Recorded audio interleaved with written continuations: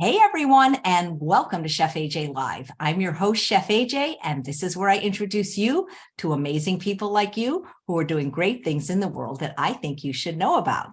Well, today we are going to have a live taste test on Chef AJ Live with a wonderful product that I've just become aware of, vegan, of course, unprocessed, of course. It's called Read the Ingredients Superloafs.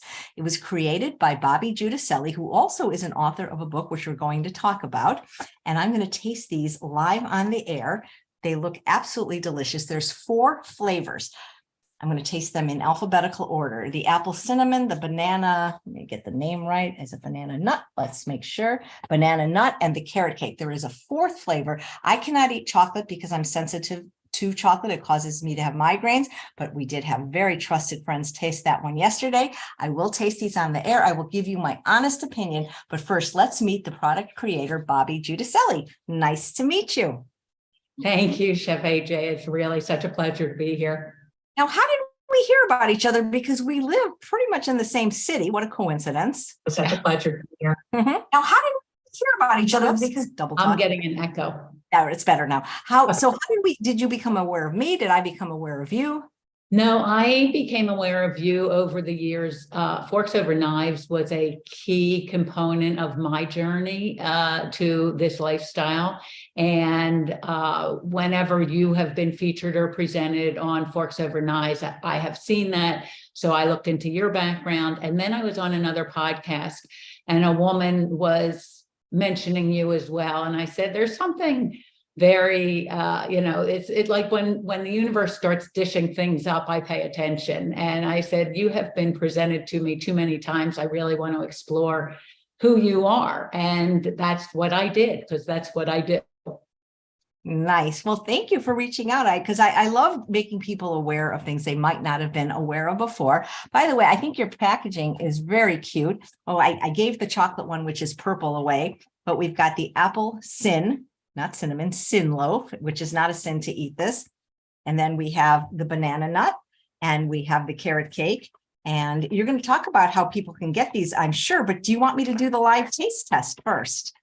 Sure. This is as risky as it gets, but go ahead. Oh, I'm sure I'm going to love them because it's, we'll talk about the ingredients. They're all things that are not only vegan, but whole foods. So I'm going to take some water in between. So like I said, alphabetical order. So I remember I'm going to just cut a little. My husband wants to do this too. He's been like frothing at the mouth all day waiting for this. I said, no, I have to do it on the air because I want people to see the size, how big they are. They're very, very dense. And I like that. I'm not like a light and fluffy person. I'm I want things, I want things to be hearty. So let me cut off a little piece. This is the apple sin loaf. Okay. And I underate at lunch so that I would be plenty hungry for this.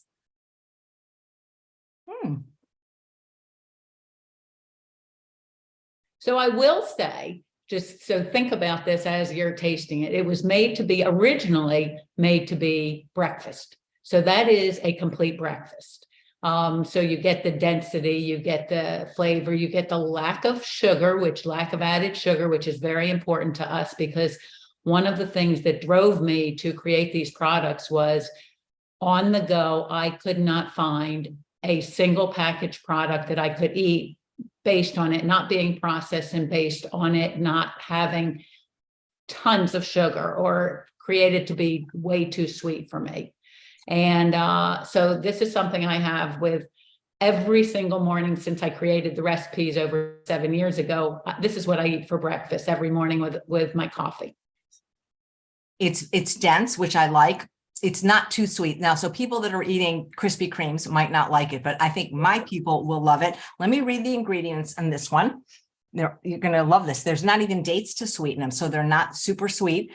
Apples is the first ingredient, followed by bananas, rolled oats, quinoa, hemp protein powder, almond butter, walnuts, cinnamon, sea salt. So number one, I give it a thumbs up, but I want to vote for the one I like the best in between, but I don't know because I have 2 more to try.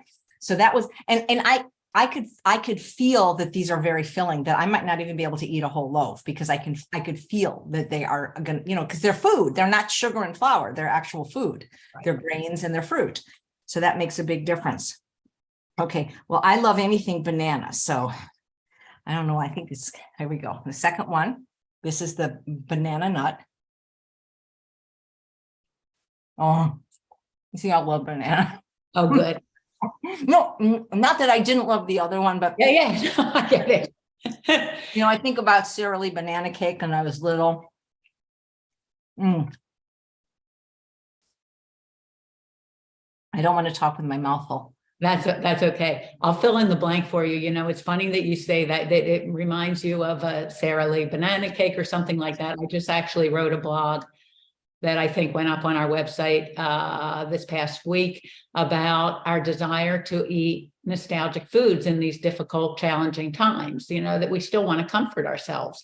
And honestly, that was how we chose the flavors that we created for Read the Ingredients, because you don't have to give up healthy options to still have the nostalgia of, with the apple, like apple pie, and with the banana, like your banana nut bread or whatever it is that reminds you of that comfort food. Well, it's interesting. It's like, I could really see, even if somebody didn't eat these every day for breakfast, traveling, yes, camping, because they're filling, this would be a great thing to have. So the ingredients in the banana are, of course, bananas, quinoa, rolled oats, hemp protein powder, walnuts, almond butter, and sea salt. And the sodium is really low. The whole thing is it's 225 for this one. Yeah, it's actually 225 for all of them. So that's within the guidelines that is completely acceptable. And very high in protein. This loaf is 19 grams for people that are worried. This one was 17 grams.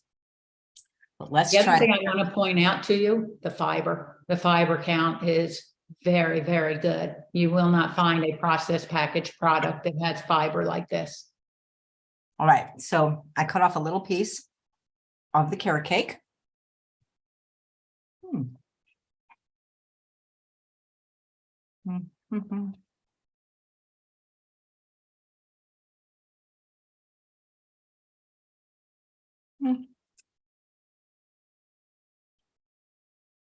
I have to taste it twice to be sure. Sure. Hopefully that's a good sign. Okay. I said that would give you my honest opinion. Mm-hmm. I think this needs a little more cinnamon. Uh-huh. I mean, it's good, but it's because I'm somebody that makes carrot cake. And as a matter of fact, today I'm making my carrot cake granola.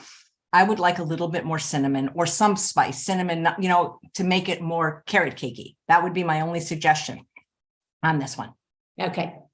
So this one, the ingredients are bananas, carrots, apples, rolled oats, hemp protein powder, quinoa, raisins, almond butter, walnuts, cinnamon, and sea salt. And this, so okay, all good. All right, now I got to see my favorite. Well, okay, it's the banana. Sorry. So of the next two, I don't know. I'm probably going to have to test them again. Maybe the apple, because there was a little bit more cinnamon, but I love carrot cake, and they're all great. And you are giving our viewers an incredible deal as a one-time use. There is an ongoing code, guys, but so you can try it one time just to see. Bobbi is giving you a price that is like way lower than her website. I'll give you the code. It's in the show notes. It's Chef AJ sample. So normally a pack of 4 costs $26 plus shipping, but for one time you can try it for under $20 and get free shipping. And then if you like it, you'll have an ongoing 10% code. And anyway, I can tell you that even though I could not try the chocolate one, my two assistants in my dessert class, Katie and Sarah, went gaga over it yesterday. They said it was moist, it was delicious, it was chocolatey. Very good. Excellent. So I will tell you now that the chocolate overall, just in numbers, the chocolate's the best seller. And that's because I think we have a lot of chocolate lovers out there, but it is for people who like dark chocolate. And it's that, less sweet, dark chocolate brownie kind of experience. And that's the only one I don't usually choose to eat for breakfast. I'll eat it for lunch, but I don't usually choose to eat that one for breakfast. And then banana is our second best seller. That's interesting. Yeah. So Sherry wants to know how many servings are in a loaf. So we consider it one serving. We have made these to be a meal alternative, absolutely a meal alternative. And if you look at the nutritional values of your macronutrients and your micronutrients, they really are a well-rounded, balanced meal completely. And we have the calories range between 305 in the apple up to 375 in the chocolate chip. But there's not a wasted calorie in there. So it really is a single serving meal alternative. Now, if you grab and go and take them on the road with you, they are a perfect solution to that person who really needs a quick snack. But of course, we can't ever stop in a convenience store and find something as a quick snack. Then you break it in half, or you take half, or you eat half. They can be thawed and refrozen. They are stored in the freezer. Because they are that fresh with no stabilizers and no added sugar. You do have to freeze them. They have a shelf life in the freezer of a year. They have a shelf life in the refrigerator for about 10 days and a shelf life ambient for about 3 days. So if you do want to travel with them, if you do want to take them hiking, if you want to take them, have them in the car with you because you know you're not going to get a chance to eat, they will survive fine. And if you don't eat it, you can refreeze it. There is no compromise to the flavor or anything else if you refreeze. So I could ostensibly, because I'm having people over, I'd love for them to try it. I could refreeze these until the company comes. Absolutely. Absolutely. I do it often. We thaw them and freeze them. And when we ship them on with a gel pack, and we keep them cold, but only to prolong the amount of time that you can have them in ambient. So they'll often arrive, especially if we ship to the East Coast, they'll arrive with the gel pack thawed and with the product thawed, but that is completely fine. We guarantee 3-day shipping. And in that time, at most, they've been thawed for 24 hours.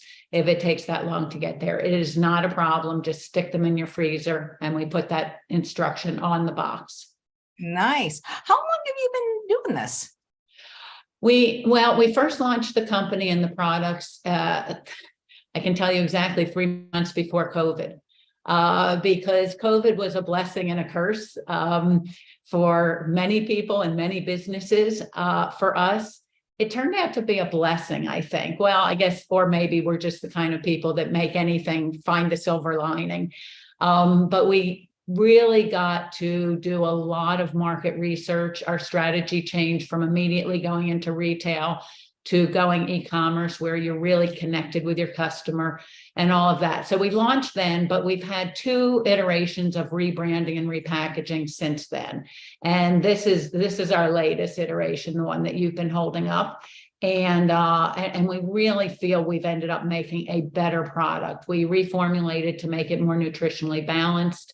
The iteration before this had 25% more calories because we used a lot of nuts and seeds to get to the protein, but that added fat. And so we really think that we've got it right. And this iteration of our product has been on the market less than a year now. And we have the opportunity to get into retail, but we're going to hold off because there's too much consumer education that's needed, because nobody knows what a super loaf is.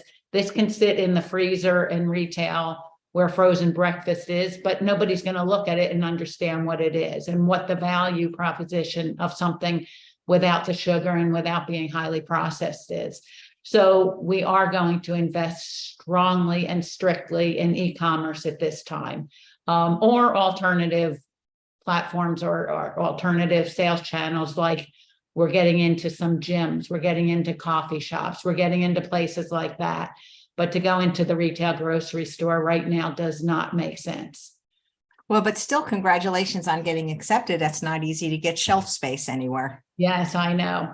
But it's also the industry really has a lot of figuring out to do. It's for emerging brands, it's very expensive to get into retail. You basically lose money on everything you sell into retail for the first 4 or 5 years that you're in retail.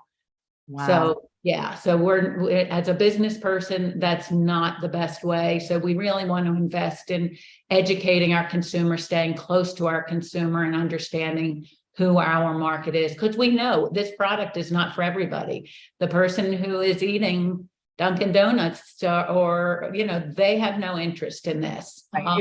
Well, for somebody eating, like you say, Krispy Kreme, Dunkin' Donuts, it's not going to be sweet enough for them. Right. And it's not going to be a lot of things for them. That people who are, have that much sugar in their diet and that much processed food, I really believe, at least it was my experience, that their taste buds are dead. And so to them, this has not only not sweet enough, it really has it doesn't have flavor. I mean, I remember when I used to, not eat this way, and put 4 packs of Equal in my cup of coffee. I mean, it's amazing. I could taste anything. Yeah. Wow. So Tony says, are they available in Australia? Or maybe she means, will you ship to Australia? We can't. It's just too expensive. We can't. We can ship in the United States. It's a little challenging, Hawaii and Canada. I'm sorry, Hawaii and Alaska, but we can do it. We just have to use postal service instead of UPS for Alaska and Hawaii. But otherwise, we're in the United States only right now. Even Canada, we've shipped a couple times to Canada. It costs us more in shipping than the product. Yeah, I can understand. So you answered this, but sometimes there's a little bit of a lag. Jane says, are these available at stores in the Sacramento, Northern California area? They're not available in stores anywhere yet. Right. And we've decided not to. Actually, it's in the Sacramento area. We had quite a few interested stores, but yeah, we've really decided it doesn't make sense. So definitely our website, and you're going to get a better deal because we were going to go into retail and retail was requiring the suggested retail price of $6.99 a unit. And because we can sell them online in bundles, it's much less expensive. So you can get as low as under $5 a unit if you're buying the larger bundles or on a subscription. We give an aggressive subscription discount. Nice. Well, we know you can't ship to Australia, but Caroline's saying, England, please. Believe me, the publisher of my book lives in the UK, and she is every day going, "Are you ready yet? Are you ready?" So yeah, so it's not feasible right now, but we hope to grow to the point that we can get there because, just to make a final huge pitch, if anything like this existed, we would not have created this brand. I promise you. This is an industry that is very tough. But there's nothing out there like it. There is nothing in a package that isn't processed or doesn't have too much sweetness or doesn't, or has gluten, which I can't eat. And, literally I was not able to eat when I was on the road or traveling. And this changed everything. What about local farmers markets? We are trying like crazy to get into your county, into Placer County. They're tough because they're booked solid with a long wait list. That is funny that you say that because just today, for the first time, I went to the Fowler Ranch Farmers Market in Lincoln to look at a brand of vegan chocolates that have no sugar. And there were very few vendors there. There was room for a lot. It's this time of year. That's the problem. They open it up for a year-long commitment.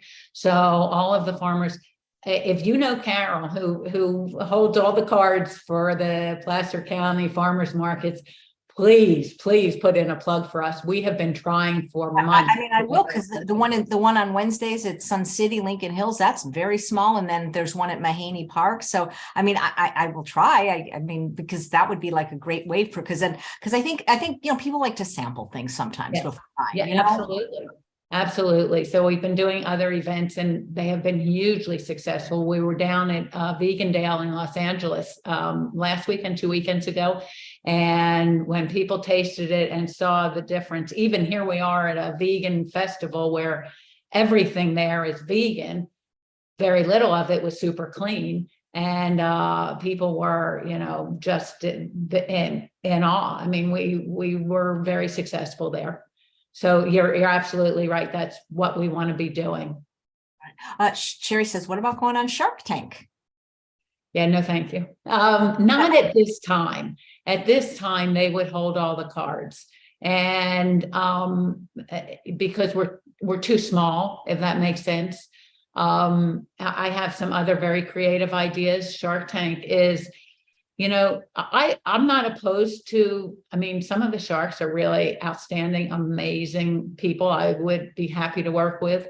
But, I'm an entrepreneur. I've always held my own destiny, if you will.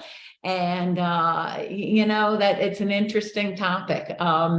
So Shark Tank is not out of the question in the future, but for right now, it's not part of our strategy. Okay, well, that's all right. You do what you want to do with that.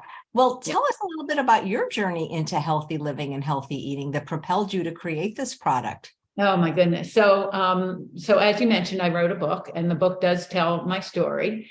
My story is one of what I realized when I went to write the book.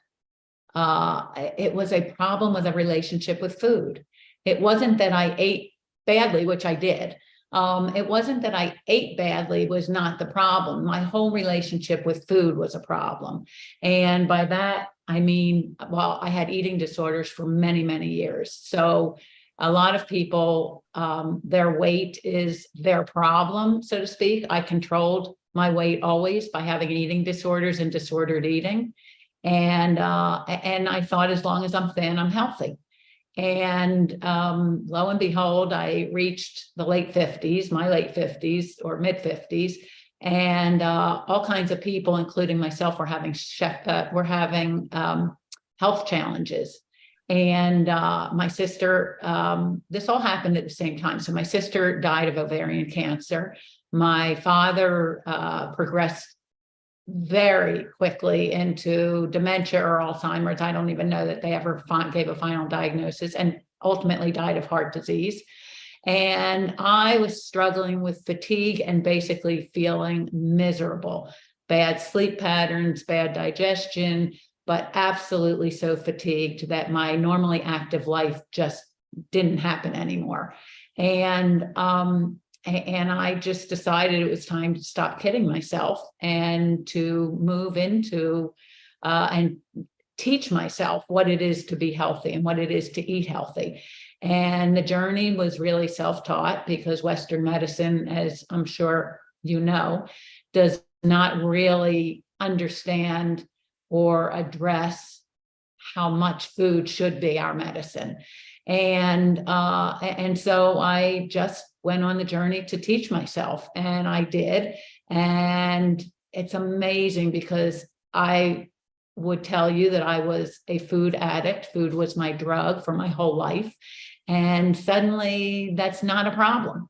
You know, what landed me at a whole food, plant-based lifestyle and a vegan lifestyle and and gluten-free was like, I am living a new life. I am in my late 60s, and I feel better than I ever felt in my 40s. Did you say late 60s? Yeah.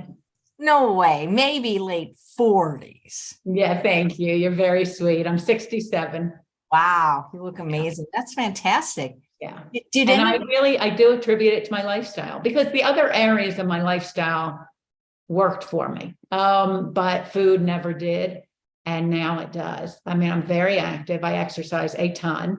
I run a business. I always have. But what's changed more than anything is how I eat. Nice. Did anyone in your family join you in your healthy living journey? Funny you should ask. So I have 3 sons. They're all married. They all have kids. I have my 7th grandchild will be born any minute now, literally.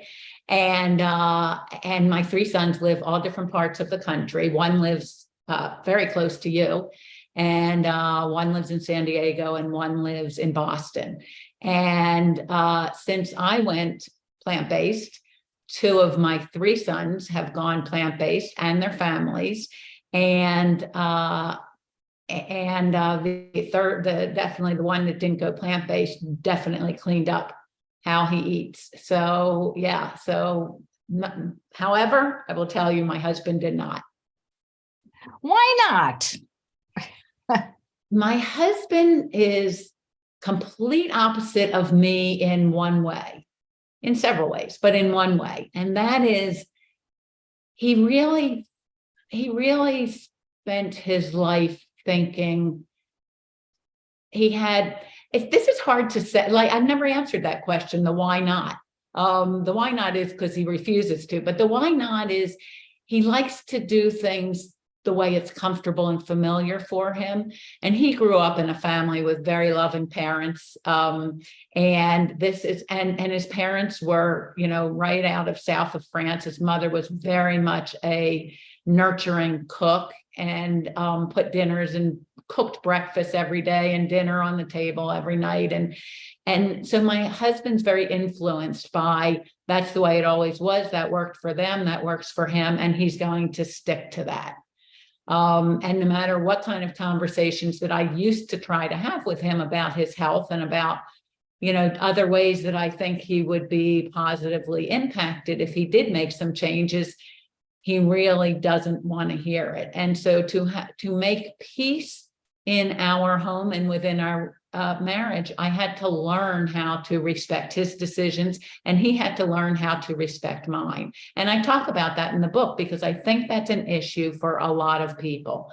A lot of people go, well, I never could because my spouse won't, or I have kids to feed, or I have whatever. And I think we either use it as an excuse, or we lose sight of the fact that, no, this would not only be good for you, it would be good for the rest of your household. And, but there are a lot of people that, they give up when they feel they're not going to get the support of their housemate. Wow. Well, it sounds like more members of your family adopted this healthy way of eating than not. We have Thanksgiving coming up in a couple of weeks. What is that going to be like in your house with a mixed household? So traditionally, we are the house that everybody, my husband's family, which is his sister and nieces and nephews and all of their families, come here every Thanksgiving. And our kids typically come home from wherever they live for Thanksgiving. Sometimes we alternate Thanksgiving versus Christmas and whatever. But so this will be full family, except for my Boston son, because the baby's due any minute. And it's going to be 2 meals on the table. But a lot of the vegetables will be prepared my husband's way for his family and my way. So there'll be potatoes, but whether it's sweet potatoes or regular potatoes, he'll make his batch that his sister and their family all expect to be eating. And I'll be making my version of that, which will be much cleaner. There'll be a lot more green vegetables than there used to be, and root vegetables and things like that. I'm trying to think what we did last Thanksgiving. I'm thinking of, there's this amazing recipe for a vegan meatloaf, and that might be our turkey substitute for those of us that are not eating turkey. Yeah, so I get to be a little bit creative, but my husband looks so forward every year to be preparing the Thanksgiving dinner. And usually I'm just the dishwasher. But since I've changed the way I eat and my sons have, and their families, I do participate more in preparing some of the dishes. What is this amazing plant-based meatloaf recipe? Whose is it? Do you know? I don't know. It's my daughter-in-law found it.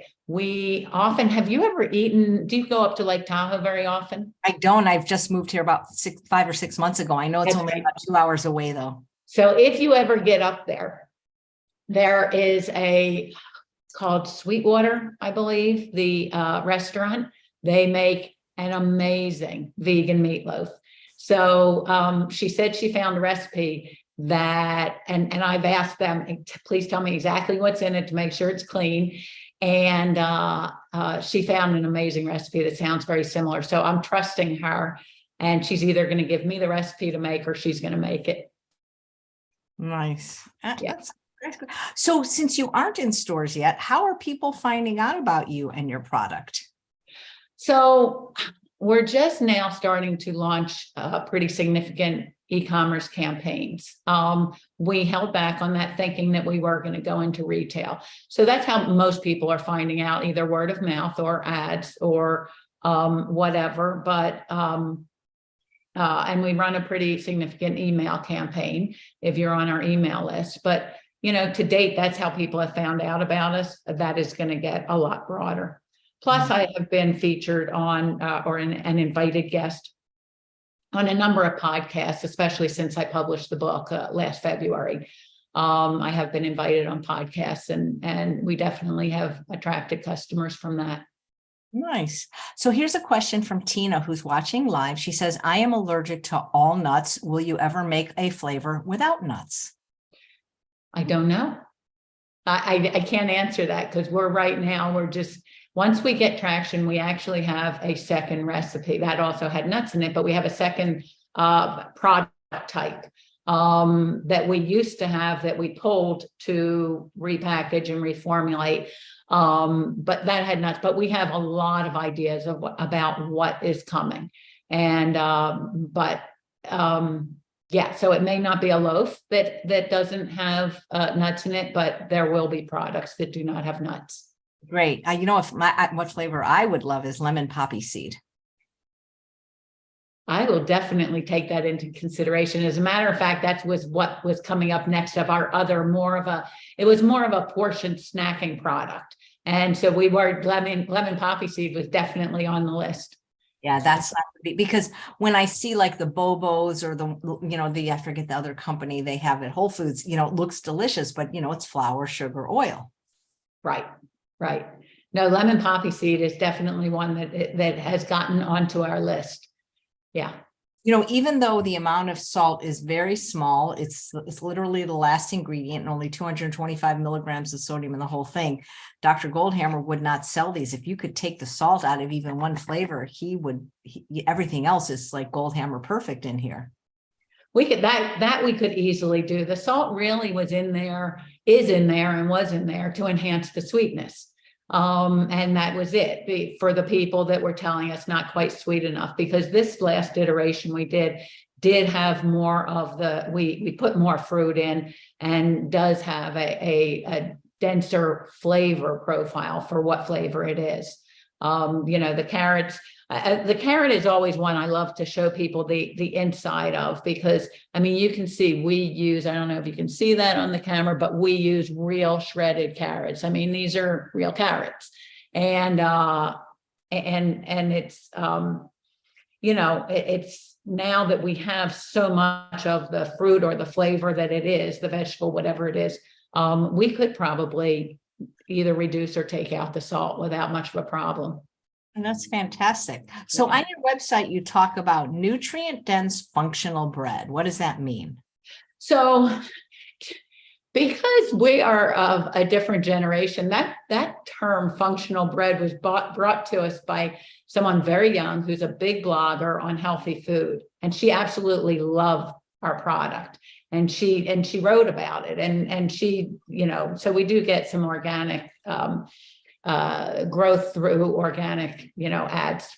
But she called it functional bread because the new term in emerging brands is functional drinks, functional. So they usually have added value that is nutritional value. A lot of times it's used for the products that they add mushrooms or adaptogens like that, or So she coined the term functional bread, which seems to resonate with a younger crowd. Somebody else, and bread, because it's a distinction from pastry. What do you do when you take all the sugar out? You call it, before it was with sugar, it was a pastry. It was a cake or it was a pastry. Now it's a super loaf because it's a loaf of bread or a super bread or a functional bread. So that's a term that we are using to distinguish from a pastry.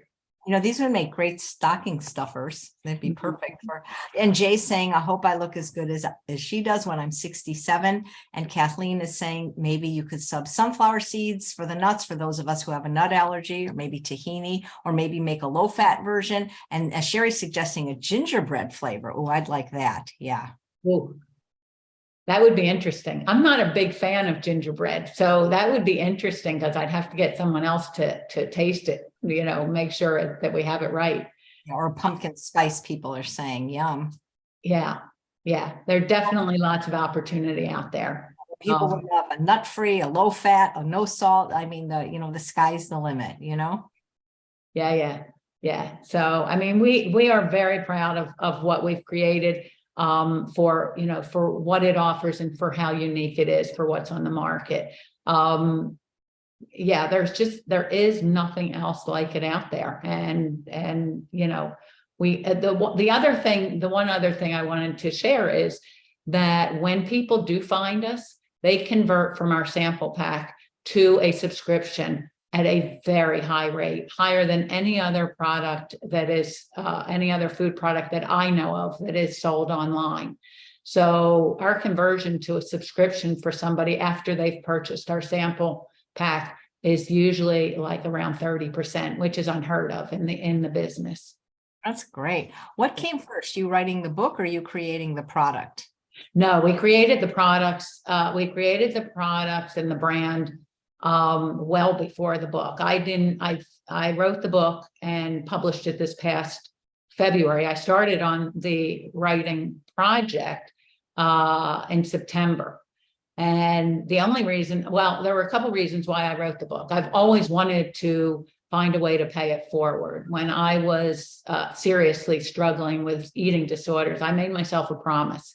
If I am ever cured, and I put cured in air quotes, if I'm ever cured of eating disorders, I want to be able to pay it forward. So, you know, this book, now that I am cured, this book is absolutely one of the book and the brand are absolutely one of my efforts to pay it forward. The other thing is I had written a book 20 some years ago in another industry that I was in, that I had created a company in. It took me 2.5 years to write that book. That was my effort to prove I could write a book. I mean, I was passionate about the topic and what I was writing about, and I'm thrilled with the outcome of that book. But, you know, when I thought I wanted to write this book, which is called Freedom from a Toxic Relationship with Food, and there is the cover. When I knew I wanted to write this book, I just knew I didn't have 2.5 years to do it. And I happened to trip over a woman who is a writing coach and a publisher. And she and I talked, and she said, I guarantee you, if you follow my process, you'll get this book written in 3 months. And I was like, no way, because it took me 2.5 years to write a book I was happy with it 20 years ago. There's no way. And she said, yes, it was almost like a challenge I couldn't not take on. So sure enough, we started working together in September. Because of holidays and a few other things, we didn't get it published in 90 days. But my efforts of getting a manuscript out in 6 or 7 weeks, absolutely, by her process, was not a problem. Well, can we find out who this magical lady is if anybody else wants to write a book? Yes, I can, but I can't pronounce her last name. Her first name is Mitali. And if you look up, and she only works with vegans. So now she calls herself the Vegan Publisher. Oh, she's been on the show. I know. I can't say her last name either, but she's definitely been on the show. Amazing. So, and at the time I met her, she was not only working with vegans. I was one of the first vegans that she worked with, and she really decided this is just more, you know, her style and what she wants to do. But she's amazing, and I would highly recommend her to anybody wanting to write a business book who is vegan.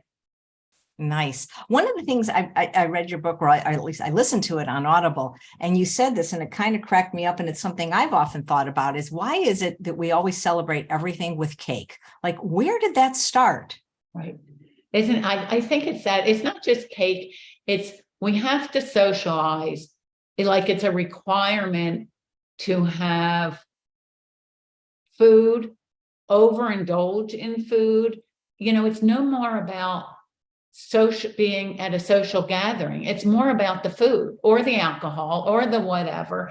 But we just find, from generation to generation, we're finding more ways to deteriorate our social interactions. So it's always traditionally been celebrate or get together with and have the pastries and the cakes and the cookies and the soda and all of that.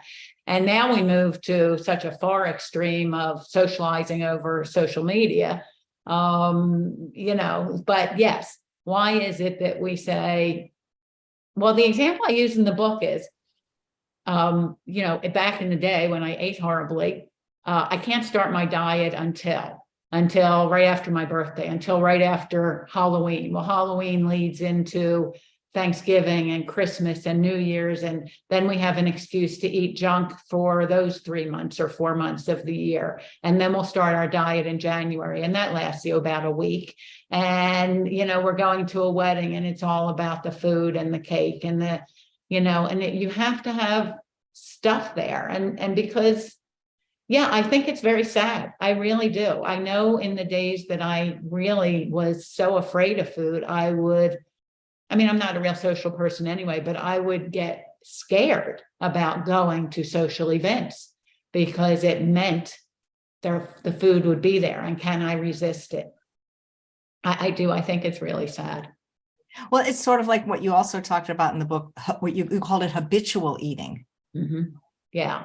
So yeah, people, it is a drug. Food is addictive. Food is made to be addictive by the large food companies who put things in there that are going to get us addicted. People who have weight issues, I say this in the book a million times, and I wish I had known it back in the day. It's not their fault. It's not because you don't have willpower. It's because we are marketed to, and we are told this is good for you. Well, usually it's not. And usually it's addictive. And who said that, milk does a body good? And I love that. And I love that Dotsie Bausch is working at Switch for Good and educating everybody that no, milk doesn't do a body good and it's not good for us. And, there's just so many problems and challenges in our food supply system that it's maddening. It's maddening for people who aren't educated and don't understand what we're eating and how we're hurting ourselves. And one thing I do want to point out is, so our tagline, and we have it on the end of our box, is food that won't slowly kill you. Because I truly, truly believe everything that we eat is either making us healthier or making us sicker. And, it's our choice to make.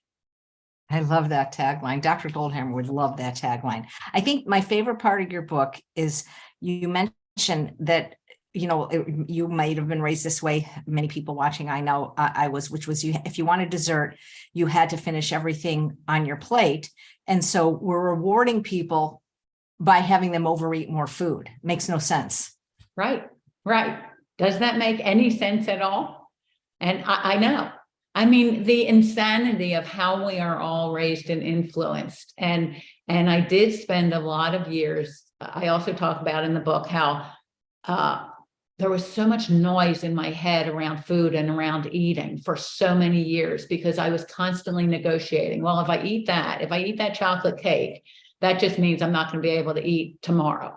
Or if I eat, and I would make these deals with myself. And it was so noisy. At the end of the day, I enjoyed nothing because I would decide to eat the chocolate cake. And then I would have a conversation about, how much of it am I going to eat and how long will I have to go out for a longer run or not eat the next day or whatever it was, that you never settle down to actually taste it and enjoy it. And that's more insanity. Did you have any health or weight or eating issues growing up? No. The truth is, no, I didn't. Other than eating disorders are a weight issue.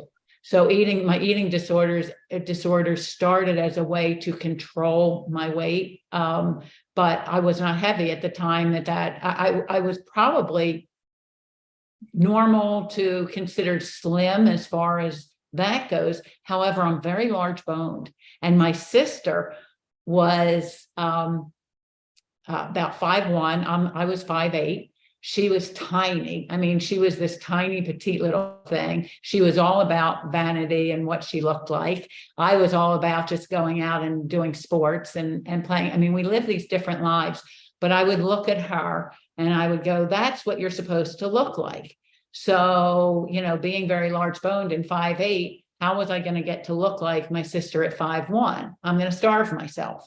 So there's your answer. So it started with anorexia and literally starving myself. Like, I mean, you can kind of see, you know, what my weight is today, which I consider very, very normal for me. I weighed about 45, 50 pounds less than I weigh right now at the height of my anorexia. I mean, I was one of these very sick people. Had I not caught myself, would have been very critical. Wow. You talked a lot about your relationship with your sister in the book. I know a lot of people have difficult relationships with sisters sometimes. Yeah. Yeah, we did not, we grew up in a house where adversarial relationships were encouraged. They really were. And, you know, there was a lot of mental illness in my house. My biological mother was schizophrenic. She divorced my father, who got custody of us when I was 5. And my father was absolutely positively a narcissist personality disorder. And he married my stepmother, who I believe was bipolar.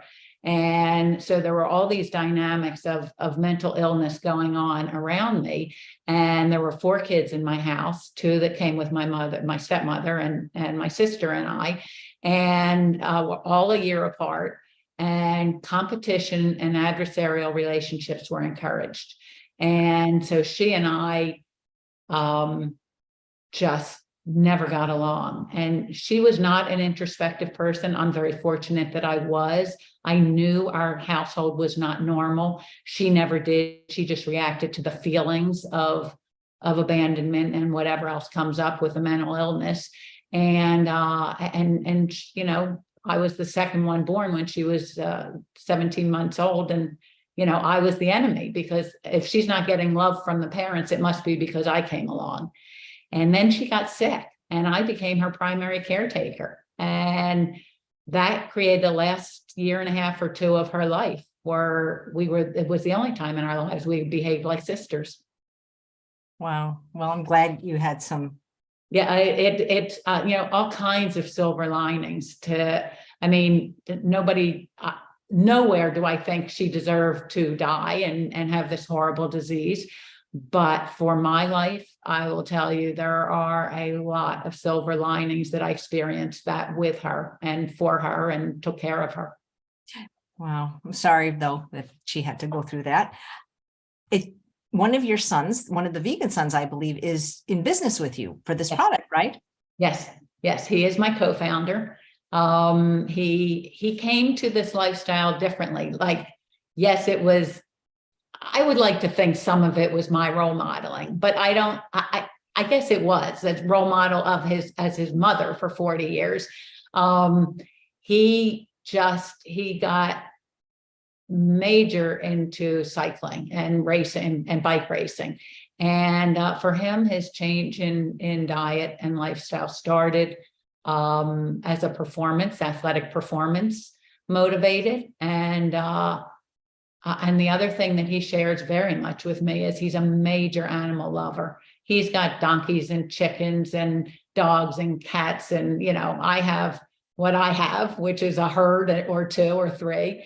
And so he came to this lifestyle for athletic performance, and he continues in this lifestyle for the love of animals. And I always say my bigger commitment is for his children, because I think we're just destroying the planet. And my becoming a grandmother definitely made me think about that more and more and more. We will get through this in our lifetime, but I'm not sure my grandchildren will. Does he live up here, that son? He does. He lives in Penryn, which is, you know, 10 I minutes pass from that his. sometimes on my way to Auburn. That's a beautiful part of the. Yeah. It's a beautiful, really sweet little community, right? You know, very close to where you live. People are also suggesting the flavor of cranberry orange and blueberry. Cranberry orange was on our list, I promise you. And blueberry we've tried. I'll tell you the problem with blueberries. We've actually had made them a number of times. They don't have a strong enough flavor. There's not enough sugar in there. So we would have to support it with another, you know, some other flavor, but because I love blueberries. But yes, so we have tried that. We've also tried cherry. Ooh, I love cherry. Yeah, we tried dark cherries, and that's a possibility that also had a different kind of sweetness to it. I like tart cherries. So yeah, so we also consider that. You said you like to exercise. What do you do every day for exercise? Oh boy. Okay, so when we built our house up here. When we built our house, we put a gym upstairs. So I have a full gym. I am in the gym every single morning, some days for a longer workout, other days a shorter workout. That's one thing my husband did follow me. So he never used to work out. Now that he's retired, he works out with me every morning. And so I do that every morning. And then I have become in love with pickleball. Oh my God. Yeah. Have you played? I did, and I tore my rotator cuff, and my doctor won't No, let me play anymore. It's killing me. It's the best game in the world. isn't it? Oh my God. Well, I used to be a tennis player for about 20 some years. I was a very competitive tennis player, and then my body broke down and I couldn't do tennis anymore. So 10 years ago, I quit tennis like 12 years ago. And I got, at the time, now I'll be curious your reaction to this. I decided I wanted to learn to ride horses. So do you have a reaction to that? Well, vegans don't like it when people ride horses. I know. And you know what? I only recently in the last year or two have realized that and did some real research into why and what the horse is experiencing. And it really has opened my eyes to a lot of things that I consider. So I have horses here. I have 4 horses. Only one of them is even rideable anyway. She's a mom. So one of my horses is her baby, who's only a year and a half old. So she's not rideable, but I do a lot of ground stuff with them. I don't know if you know what Liberty work is, but I do a lot of other things with my horses besides ride them. So we do a lot of Liberty work, which is really having the horse without saddle, whatever, exercising, playing, doing whatever with me. So there's no rope on them. There's no anything on them. I ask them to walk with me, run with me, back up with me, turn with me, go with each other while I stand there and watch them. I ask them what direction to go, and they love it. They absolutely love it. I mean, my horses, I'm happy to die and come back as my horses. I mean, they live a good life. So yes, we're doing a lot less riding since I have become educated. But so I gave up tennis, went to horses. And then when my husband retired, I said, we have to find something that we can do together. And that's how pickleball came to be. And I am now so addicted. I play probably 3 or 4 times a week for 3 hours at a time. Yeah, it's the best. Well, Leah came in late and said, could we recap the product? So I'm not going to do the taste test again, Leah, but these are Superloafs, also known as functional breads. And Bobbi from Read the Ingredients is offering a tremendous one-time discount for people to try the sampler pack at a very discounted rate with also free shipping. So if you want to see the results of the taste test of 3 of the 4 flavors, you'll just have to go to the beginning of the video. And there is the chocolate chip. Yeah, I heard that one was great. Okay, so everybody, well, almost everybody, 1,226 shows has gotten this question, even the ones that aren't vegan. What do you eat in a day? We know that your breakfast is a loaf. I'm guessing, is it a whole loaf and is it a particular flavor, or do you rotate the flavors? No, I rotate all the time. I rotate all the time. And except, as I said earlier, I don't usually eat chocolate chip for breakfast. And then it really depends what I'm doing that day. So lunch for me can be leftovers from a night before of whatever I've eaten. It can be a salad, although rarely, because I eat a lot of salad for dinner. It can be a loaf. It can be a nut butter sandwich on gluten-free bread. I have a particularly clean of those that I eat.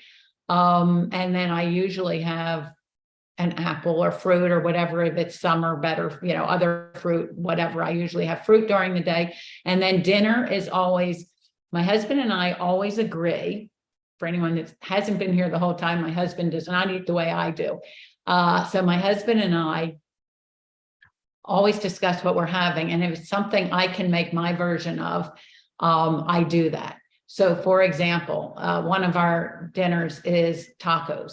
And I make the most amazing vegan taco in a cactus tortilla that is super clean and super healthy, made by Tia Lupita Foods. They're amazing. I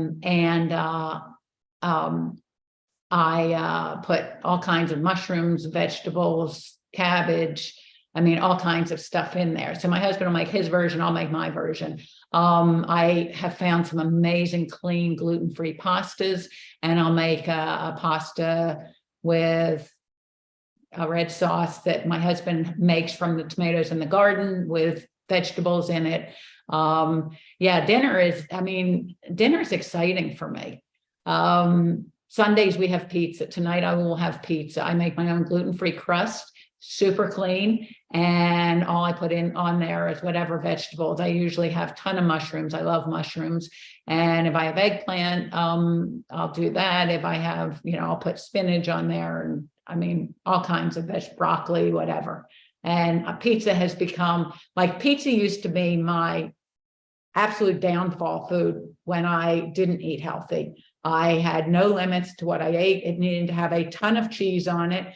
And it was a huge problem. And now, like, the vegan pizzas and gluten-free pizzas that I eat, I love, and I don't need to overeat. And I love them. Yeah. Denise says, are the recipes in the book? Not for the Superloaf. No, they're not, because I mean, you know how many people have said, first of all, I don't follow recipes. I get ideas and I throw things together. I think you said you don't follow recipes, right? That's why it's so hard to write a cookbook for me. Yeah, exactly. So I don't follow recipes, and I might read something and then just go, oh, okay, I'll try that. And then that becomes a new thing that I make for a couple weeks or experiment with. Yeah, so no, I am never going to write a vegan cookbook. Somebody said my husband and I should collaborate on the vegan, non-vegan family and how they make, adapt recipes to work for both of us. No, I'll never do it because I don't follow a recipe. So yeah. Right. Yeah. Leah came in late, so she doesn't know that you do not ship to Canada. Yeah, no, sorry. I feel terrible about that, but sorry. Nikki, who's watching live, says these loaves would be perfect for me at work. I usually eat breakfast at work, and I would love a convenience food at work. Yes. Yeah. And my recommendation is just grab it out of your freezer and either pop it in the microwave or the toaster oven. The directions are on the box, how to do that. Or you can take them out the night before and it'll be thawed for you in the morning. Or sometimes I run to work with a frozen one and put it on my dashboard, and it thaws out in about an hour or two. I almost forgot to tell you this. I would have remembered eventually and emailed you or called you, but I had an earlier show today, and my guest was Sherry Damaris, and she's a macrobiotic chef and educator. But her job have you ever heard of the Holistic Holiday at Sea cruise that happens every spring? No. It's a cruise. It's been, God, many years. I've spoken on it many times. They get all the, like, 60 of the plant-based doctors, thousands of people go on it. And when every night when you go to your cabin, they put a treat on your bed, and the treat is some kind of vegan treat. And when I announced at the end of today's show that you were my guest and I was doing a taste test, she said, would you like to have your product on this cruise? So, oh my God, that'd be awesome. Yeah. I mean, I'm pretty sure they don't pay you. You have to give samples, but you get 2,000 vegans tasting it. So I'm going to hook you up with her. See, this is what I love about Chef AJ Live. Yeah. And I actually have another local idea for you that I'll share with you, where I think you could do very well with your product. Great. That would be great. I really appreciate that. Yeah. Yeah. Did you enjoy doing, another thing I liked about your Audible book is I have a friend right now that has a book, and I won't read it, not because I'm mean, but because I had a concussion a few years ago, and it's just hard for me to read. So I listen, and I said, I can't read your book until it's on Audible. And she's like, well, but I'm not a voice actor. And I love how at the beginning of your book, you basically said, hey, I'm not an actor, but this is me telling my story. And it was like, I love that idea, what you did. Yeah. I not only am not an actor, I don't like my voice. I've been 40 plus years in California, and people still hear my Philadelphia accent. And I just, that's really hard for me because I don't like the Philadelphia accent. But I'm passionate about the story. And I think if I as the author or she as the author writes the book, you have a passion and you can tell it better than pretty much anyone else, even if it is a little rough on the ear just in the beginning. But people don't hear that anymore if they're interested in the content. Yes, I told her about that, and I think she should get your book and do that because just you set it up like that, and it was like we didn't have expectations, so it was like, I thought it was great. What a great idea for you to do that. Thank you. Yeah. So when you lived in Philly, obviously you weren't vegan at the time. Did you ever go to Pat's Cheesesteaks? Not Pat's, but I'm sure I've been to Pat's, but we used to have a few other favorites. Yeah. Yeah, I definitely grew up on cheesesteaks and hoagies and soft pretzels.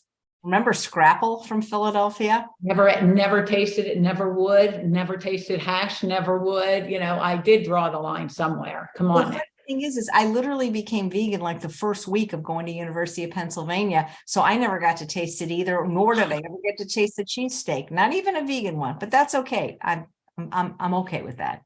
Yeah, you're not missing anything. You're much better off. So good for you. So, but if you are missing out on an incredible one-time discount from RTI, read the ingredients. These are 3 of the 4 flavors you'll get. The only one I don't have is chocolate. Can't eat chocolate.